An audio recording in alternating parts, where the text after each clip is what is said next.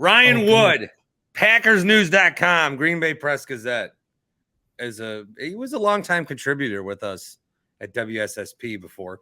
I miss those days, man. I miss it. Yeah, I miss him too.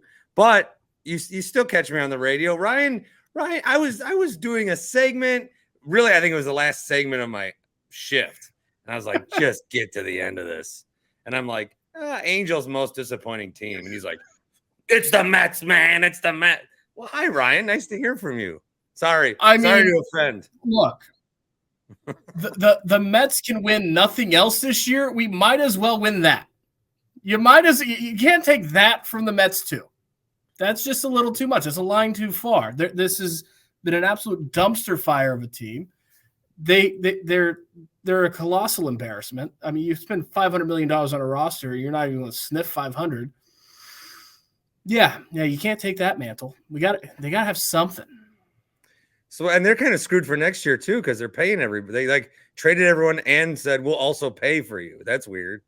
They're looking at 2025, 2026. It's I don't think I'll be watching much baseball next year because here's my rule, and you know, Bart, I am the opposite of a fair weather fan. I live the New York Mets every year, but I have a rule because baseball itself by nature, it's such a grinding marathon. It's every day, right? And if I'm just watching bad baseball every day, I care too much about my own happiness to put myself through that. I will follow what's going on, still do, but if it's just going to make me upset, life's too short, man.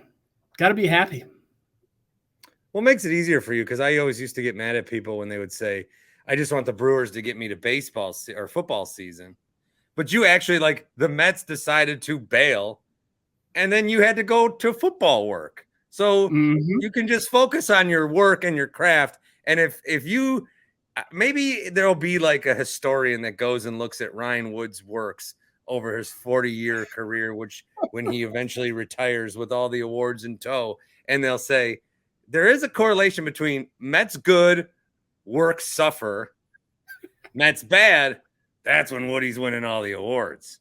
Yeah, fortunately, the summer is my down period, so I have a lot of ample time to invest myself in watching daily baseball that time of year. I'll say this, Bart, I'm good with whatever they do. Really, anything, rebuild it, build the farm. Okay, I can get behind that. Anything they do, except if they trade Pete Alonso to anyone, I riot. Absolute riot. Talk about the Brewers maybe poking around on him. No, that is the one thing. Anything else, my blood pressure's okay. If they trade Pete Alonso, it's not going to be pretty. You're not going to want to be around me for a while. Yeah, all right. Well, hey, Brewers are always looking for people to fill up that stadium. An Alonso 31 jersey or whatever the number he is. 21? 20. What's 20? 20. I was one off. I was 11 off, and then I was one off. I was close. Yep. He'd fill up the stadium, and he'd knock the balls out of the stadium. It would be it'd be something, but I don't want to see it. All right, that's Ryan Wood. Thanks, ladies and gentlemen. I guess we'll talk some Packers since he is currently in the bowels of Lambeau Field, where I will be on Saturday. Hey, I looked at this preseason schedule because I want my son, he's 4, to go to a game, but I don't want to like drive all the way up on a Sunday and then whatever. And then I like to kind of do like these post-game shows once the season starts. And also, I don't want him to go to a game that he like doesn't understand and then I'm like super invested in. A noon Saturday preseason game? This is beautiful. So that being said, it looks like I'll see Jordan Love maybe a little tiny bit. How much should I expect to see guys that like I can maybe convince him to know by the end of the season? Like, I think because you got to cut down roster spots soon. This is a crazy day in the NFL where basically like 1,000 people are going to lose their jobs in one day. It's like a Monday in radio, but it's a crazy day for the NFL. It is. It's a wild time, with the way that they have it set up now. This time, the next few days, you got the preseason finales and then cut down day 72 hours later. I mean, on a Tuesday now, right in the middle of your week. And then there's nothing like on the back half of the week. You get kind of a nice bye going into week 1, which as someone who years ago wrote off myself ever having an off day on Labor Day, because Labor Day is Monday of week 1. That's not Labor Day, it's Monday of week 1. I don't mind that. I like that little bye week. So, it's a little busy right now. But to answer your, I'll be working CBS Radio that day if you want to heckle me some more. There we go. He tried to take stuff away from the Mets, even the worst of things. You'll definitely be hearing from me. To answer your question, though, Jordan Love's going to play. My guess is until he scores the first touchdown. Matt LaFleur wants to get him another touchdown, and then you're probably not going to see him again. Matt LaFleur said officially it's a gut feel thing. There's no actual number he's going in his head and saying Jordan Love's got to play 20 snaps or 2 possessions. I mean, he's probably going to get him a touchdown, then shut him down. Everyone around Jordan Love, when you have a starting quarterback in the preseason, you have to have the starting offense around him. So the starting offense will be around him so long as Jordan Love is on the field. And I asked Matt LaFleur, what about the defense? Because it makes sense having a starting quarterback on the field in the preseason. You need to make sure the offensive line's protecting him. He's working with the guys you want to work with in regular season. Matt LaFleur said that the defense, the guys that have been playing, so not Jair Alexander, Rashawn Gary, just back from the torn ACL and just starting to take team reps, he won't be out there. But the guys, the starters defensively who have been playing throughout the preseason will also play Saturday. Well, good. I get to see, some people and feel like I made a good decision spending money on a exhibition football game. But your son will be very, very happy. That's what's most important. I don't even know if he likes. I always said, if he likes sports, I'm going to give it a go. So if he doesn't end up liking it, he doesn't like it, but I'm giving it a go. And what I do know is when I took him to a baseball game, he likes the stadium. He likes how big it is. So I think just that's why I want to get him in there. But for me, it'll be good. I want to get my eyes at least for a little bit on that offense and Jordan Love, where, it's a quarterback of a team, obviously. So questions kind of start and end there, but also he's taking over for, 30 years now. It's not just he's taking over for Rodgers. He's taking over for he's got a tremendous weight on his shoulders. I think what I've seen with Love is, at the beginning of the preseason, nobody was everyone just assumed he was going to suck. Like he's going to get out there and not know what arm I throw with. The thoughts on him were crazy. Now he's to the point where people have seen enough. And if Bryce Young or Anthony Richardson or CJ Stroud did anything like Love's been doing, we would be talking about, oh my God, he's been so good. But because it's Jordan Love, it's like, okay. But I think that with what we've seen, we see he's capable. We see he can do it. Oh, he missed this throw. Okay, we can work on that. I think for him, I can't think that there's anything like he's had 3 years to prepare for this. I think he's mentally ready. He's physically ready. There's no more preparation that he can do. I think we're just we're going to see who he is, and he's going to have the year to, I think, show us, Woody. Yeah, I was with you. I didn't assume Jordan Love was going to suck going into the camp, but I wondered if he would, because I had no idea. I mean, I could see it falling anywhere on the spectrum from he's terrible to he's good. I had no idea what to expect coming into this camp, which is really weird because, as you know, the last 15 years of Packers football, it's been like the same movie over and over again. With Aaron Rodgers, they're going to be on the short list offseason Super Bowl contenders. They're going to be one of the best teams in the league, win a ton of games, and they're going to lose in January. Rinse and repeat. You know what to expect. It's nothing but ambiguous what to expect from this 2023 team, and it starts with the quarterback because nobody knows what to expect from him. I've seen enough of Jordan Love to feel pretty confident he does not suck. He's the talent that made him a first-round pick. It's very evident. He can make all the throws, except for apparently anytime Luke Musgrave is in the left flat wide open, because he missed that throw again today. It's the only throw that he's consistently missed. When Luke Musgrave's got to be wide open, it's got to be the left flat.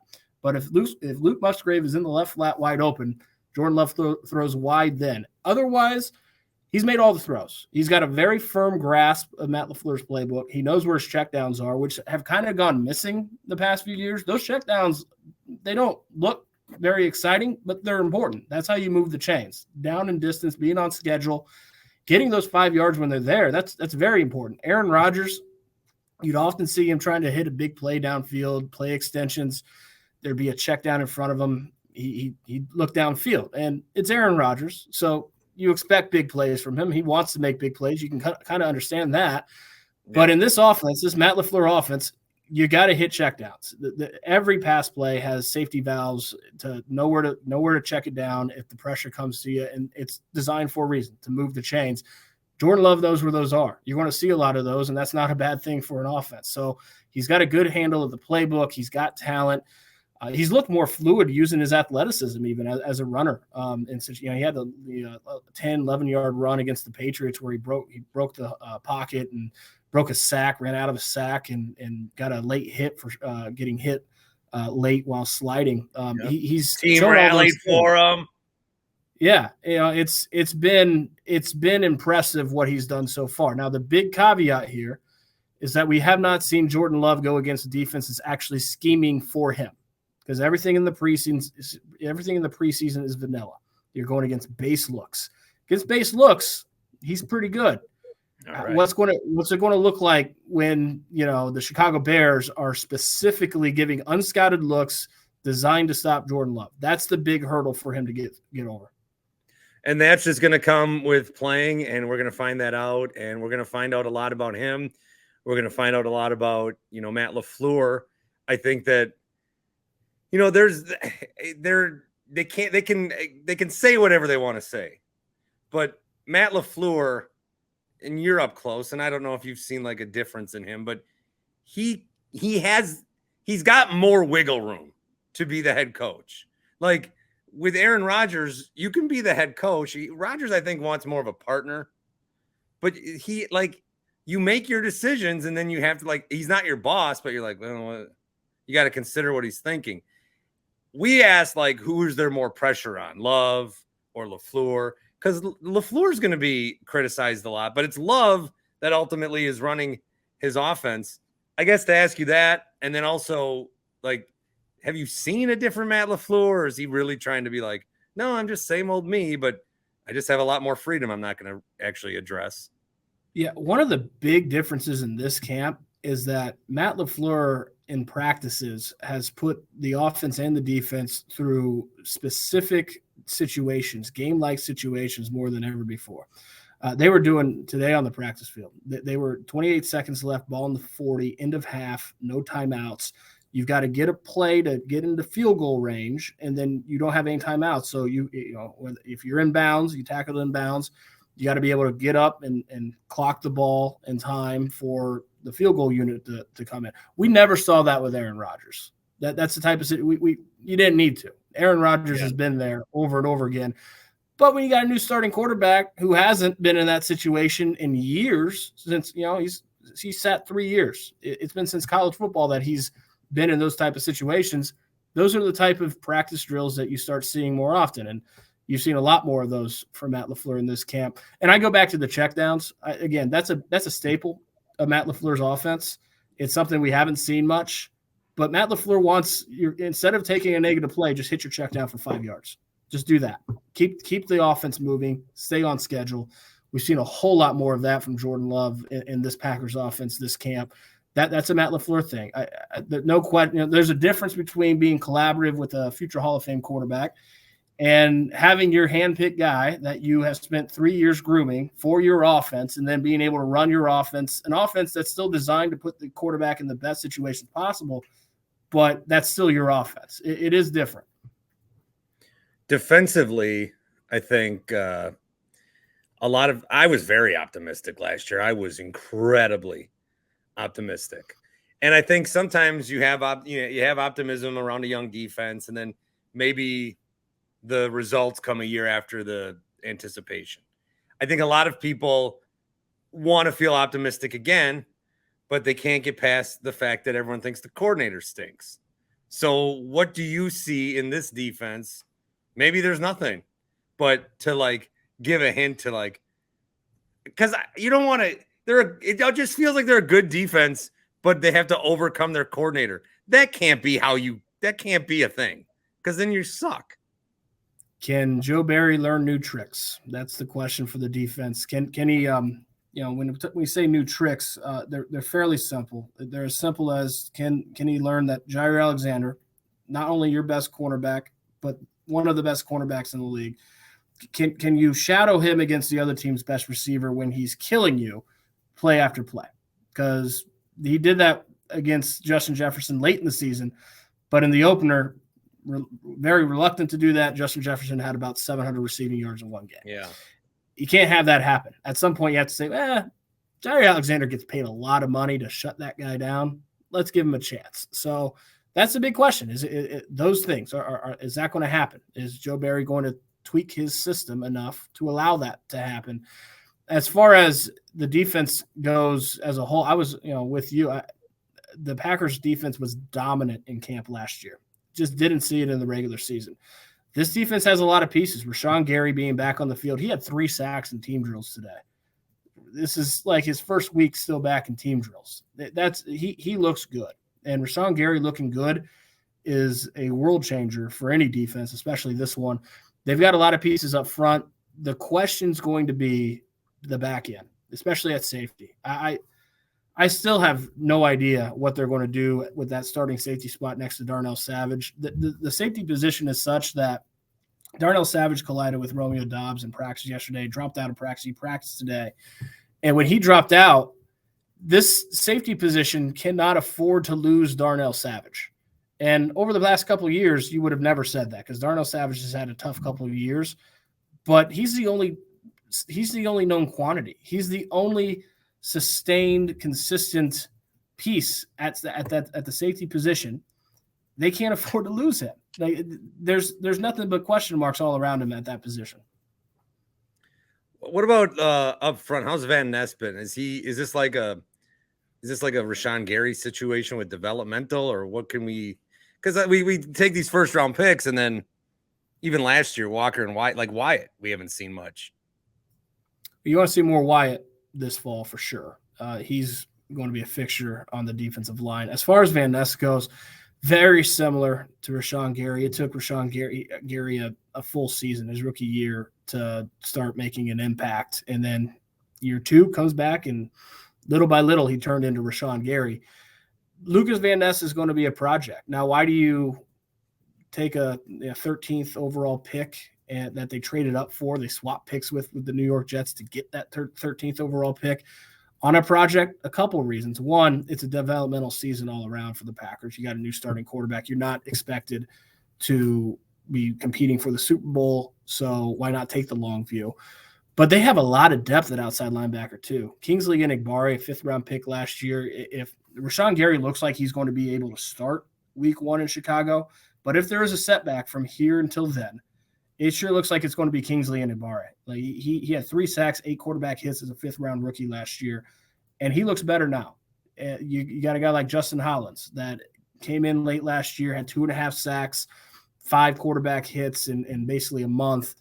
That's a good depth piece too. They have a lot more depth at outside linebacker than they've had for a long time. That's one of the positions for the Packers roster. It seemed like every year they'd have good frontline players, but there's not a lot of depth there. They've got depth there now. So for Lucas Van Ness, it's there's nothing but patience for him. He's got all the flexibility, all the time in the world to develop because there's other options. And the belief is that eventually the measurables, the upside, the testing before the draft will justify that 13th overall pick. Are the Packers offices designed to look like high school classrooms? I keep looking. You know what's funny?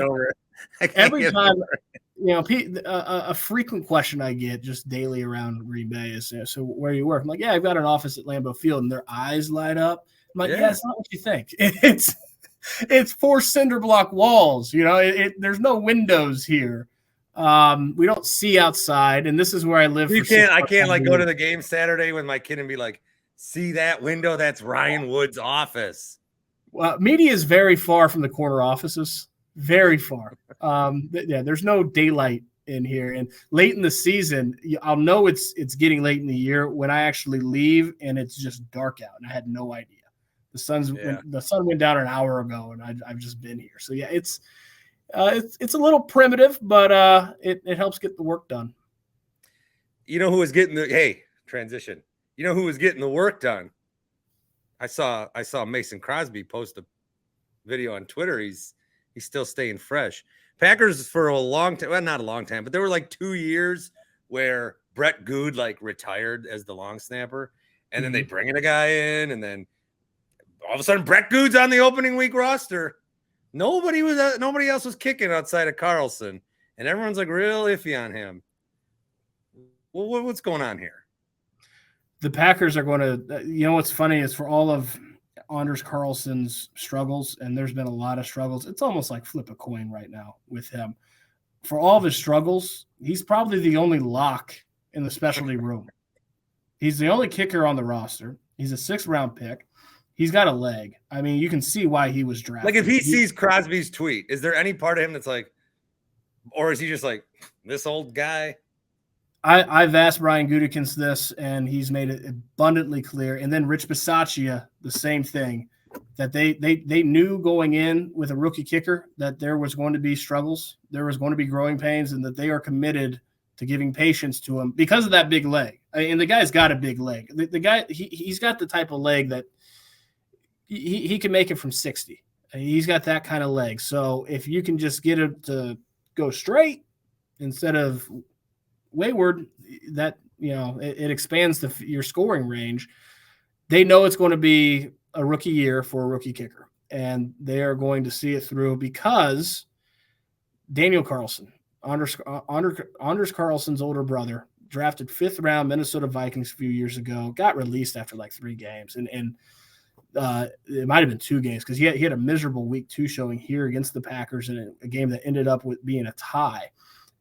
Released after that, Minnesota Vikings were like, okay, this guy, you know, there's only so many headaches you can take with a kicker, regardless of how long they played in the NFL.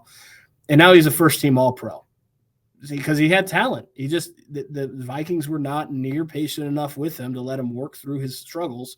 The Packers are not going to repeat that mistake. So, I mean, my brother does PR for the Golden State Warriors. I couldn't do that job. No, but if you had the talent to do the job, if you had the talent to do that job, because there's no question that Anders Carlson is talented. I mean, J.J. Watt's got T.J. Watt, but he's also got Derek Watt, Cooper Manning. Yeah, again, though, the talent's not the question. It's the figuring out, and there's going to be a lot for a rookie kicker. You know, the best thing about Mason Crosby over the years was how much of an expert he was on kicking inside this Rubik's Cube that's Lambeau Field, with all the different wind patterns, how cold it gets late in the season. He had a PhD on Lambeau Field. Nobody can replace that, especially a rookie coming right in first season. There's no question the talent. You see the talent. It's just a matter of whether or not the Packers can fix him and get him to be accurate and consistent. And, you know, they'll give it time. They're not going to – it's not an infinite – it's not like, okay, they're going to get 5 years down the road with this guy and he hasn't gotten it yet. I mean, there's going to be a timeline at some point, but it's not anytime soon because he is talented. And if he figures it out, he could be a Daniel Carlson type guy. Does he have a longer leash than Love? That's probably similar. I don't know. That's a really good question. Quarterback's a heck of a lot more important than kicker, you know? Yeah, but it is. In this year, you know, they're rebuilding and whatever. So it's not like they're a Super Bowl team. Mm-hmm. And they're just going to let, like, you know, it's not like they're the Milwaukee Brewers of 2015 giving Wei Chung Wong a chance as a Rule 5 pick. They're going to like, they're not a kick away from the Super Bowl. So if you're going to let prospects be prospects and potential be potential, that's probably here to do it. That's exactly right. Same thing with Lucas Van Ness. They knew coming in, the guy didn't start a game at Iowa. He played a lot of snaps, but if he started this season, it'd be his first start since high school. Like, that's a project. You give it the long view. Anders Carlson, same thing. That's a project. He has talent. You give it the long view. Jordan Love has been a now 4-year project that they've given the long view to. They know that 2023 is not what 2022, 2021, 2020 was. They're not Super Bowl or bust this year.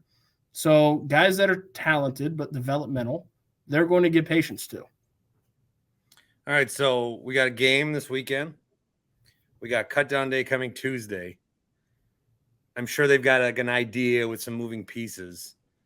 Who do you think is like the last decision they make? Like who's that toughest one for them? Maybe safety. That's a great question. I mean, I coming out Friday morning with kind of not 53-man roster projections, but who's the locks, who's the good bets, who's on the bubble. And you can find that at PackersNews.com and Green Bay Press Gazette. And I've got like almost everyone at safety on the bubble because I have no. I don't know if they know. My guess is that Rudy Ford at this point is going to be the starting safety next to Darnell Savage. It's just a guess. I think that the Packers might just be guessing that too. At this point, Matt LaFleur seemed to indicate that it might be Rudy Ford when we spoke with him today. He's a good special teams player. He's going to make the team. He had a lot of issues last year as a safety. So I think they've got some safety things to work out. You know, a fascinating thing about this team, they might keep 5 offensive tackles on their initial 53, which is a lot. Now, part of that is, you know, they feel like David Bakhtiari is in a good place where he'll be on the field every single Sunday. He's barely practicing camp. He's the most tenured player in that locker room now. Nobody's been in the NFL longer than him. He doesn't need a lot of reps to get ready for a regular season. 2, don't rock the knee. Just let it rest until it's real. And they've taken that view. They feel like he's good to go, but you never really know. They have almost no depth on the interior from center to guard. Zach Tom's probably going to be their starting right tackle, but he'd be quite possibly their best at right guard or at center. So, you know, he's the top backup to go inside. They're going to need that tackle depth. So 5 tackles is a possibility, maybe 4, but probably 5. They seem to be kind of light at tight end as well, which Matt LaFleur loves that position. He wants his offense to be multiple. They might only keep 3 tight ends, and that would be, you know, Tyler Davis's torn ACL at Cincinnati hurt special teams, but also made that tight end depth chart a whole lot more thin. That'll be interesting to watch as well. Ryan Wood, you have a good season. I will reach out to you not an obnoxious amount of times. You will be hearing from me.